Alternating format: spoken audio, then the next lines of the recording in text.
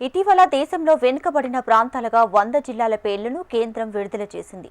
కేంద్రం విడుదల చేసిన జాబితాలో తెలంగాణ రాష్ట్రం నుంచి వ్యవసాయ రంగంలో నారాయణపేట జిల్లా ఎంపికైంది. ఆ ప్రాంతాలను ప్రధాని నరేంద్ర మోడీ వర్చువల్గా ప్రారంభించారు. అందులో భాగంగా నారాయణపేట మండలం జాజాపూర్ గ్రామంలోని రైతు వేదికలో వర్చువల్ ప్రారంభోత్సవ కార్యక్రమంలో ఎంపీ డీకే అరుణ, కలెక్టర్ సిక్తా పట్నాయక్తో కలిసి పాల్గొన్నారు. వ్యవసాయ రంగంలో వెనుకబడిన ప్రాంతాలుగా రాష్ట్రంలోని 4 జిల్లాలు ఎంపికయ్యాయని డీకే అరుణ అన్నారు.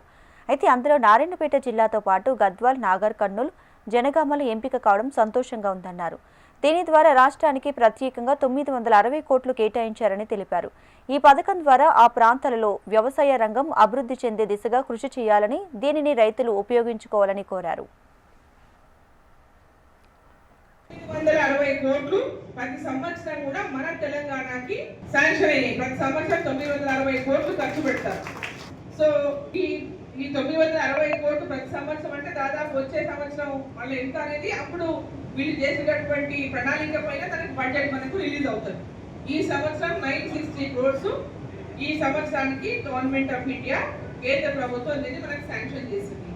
సో దీనికి సంబంధించి ఇప్పుడు చెప్పినట్టుగా ఎక్కడెక్కడైతే మనకు తక్కువ అంటే పంటల ప్రొడక్షన్ తక్కువ, ఉత్పత్తి తక్కువ ఉన్నటువంటి ప్రాంతాలు ఎక్కడ, దానికి ఏం కారణం వల్ల అక్కడ ఉత్పత్తి తక్కువ వస్తున్నది, లేదా మనం పండించినటువంటి పంటలు మార్కెట్కి తీసుకెళ్లి రైతుకి ఏ విధంగా ఆదాయం పెంచాలి, అదేవిధంగా ఇక్కడ పండించినటువంటి పంటలకు మనం నిల్వ చేసుకోవడానికి గోదాములు ఎక్కడ అవసరం ఉన్నాయి.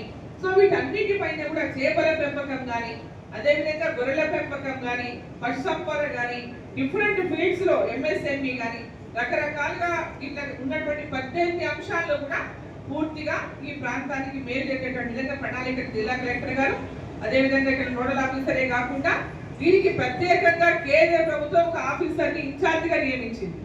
కాబట్టి ఈ కార్యక్రమాన్ని పూర్తిగా రైతులందరూ కూడా సద్వినియోగం చేసుకోవాలి.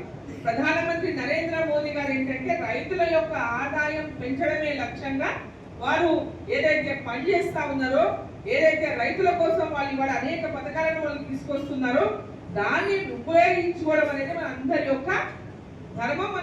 మనం బాగుపడాలంటే ఈ పథకాలను అన్నింటినీ సక్సెస్ఫుల్ చేసుకోవాలి.